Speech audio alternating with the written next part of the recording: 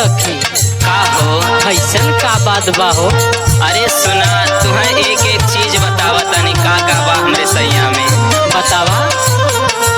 हमरे सजनवा का छोट छोट अखियां छोट छोट अखियां हो छोट छोट अखियां छोट छोट अखियां हो छोट छोट अखियां।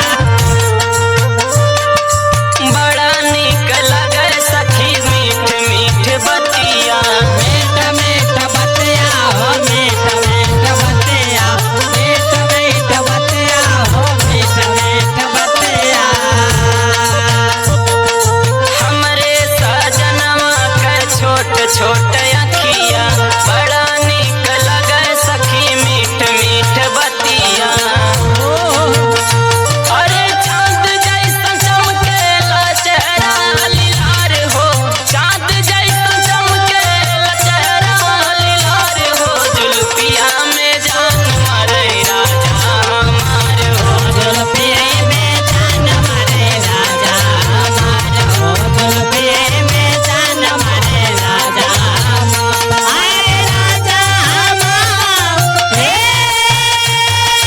राजा हमार हो राजा हमार जुल्फिया में जान मारे राजा हमार हो जुल्फिया में जान मारे राजा हमार। ए सखी आहो ऐसन बात बा हो। अरे हम का कहीं हमके कहलहिन तो बड़ा उछुआ होता कि कहीं नजर न लग जा हमरे राजा के। आए रे आवा और बतावा तनी बतावा। सगरो सामान सही जगह पे लगवले जगह पे लगवले हो जगह पे लगवले जगह पे लगवले हो जगह पे लगवले। लगे भगवान इतवार के बनवले तवार के बनवले तवार के बनवले तवार के बनवले तवार के बनवले। सगरो सामान सही जगह पे लगवले लगे भगवान इतवार के बनवले।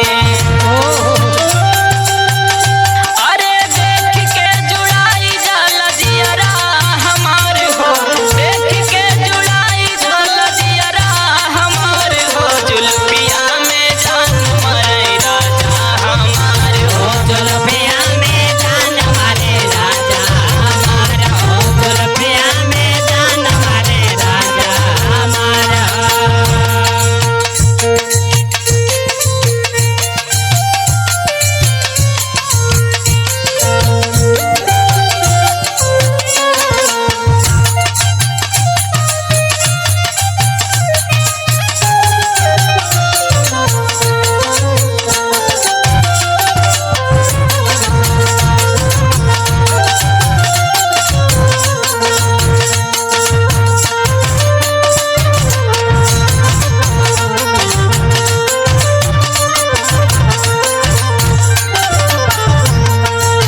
ए सखी हाँ हो अच्छा ही बतावा पूछा कोनो भरत औरत करत रहलू का।